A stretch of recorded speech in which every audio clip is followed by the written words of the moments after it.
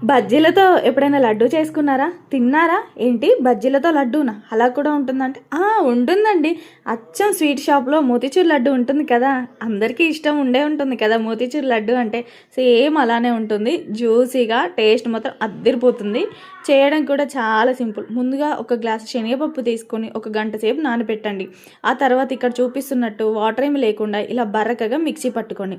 ఇలా బరకగా మిక్సీ పట్టుకున్న దాన్ని మీడియం ఫ్లేమ్‌లో ఆయిల్ వేడెక్కనిచ్చి ఆ తర్వాత ఆయిల్లో ఇలా చిన్న చిన్న బజ్జీల్లాగానైతే వేసుకొని ఒక 5-6 నిమిషాలు మీడియం ఫ్లేమ్లో మంచిగా వేయించుకోండి. హై ఫ్లేమ్లో పెడితే లోపల పిండిలాగా ఉంటుంది. అలా కాకుండా మీడియం ఫ్లేమ్లో ఇక్కడ లైట్గా వేయించుకొని ఆ తర్వాత ఇదంతా చల్లారనిచ్చి ఇక్కడ వీడియోలు చూపిస్తున్నట్టు మళ్ళీ మిక్సీ జార్లో వేసుకొని మళ్ళీ ఒకసారి బరకగా మిక్సీ పట్టుకొని పక్కకు పెట్టండి.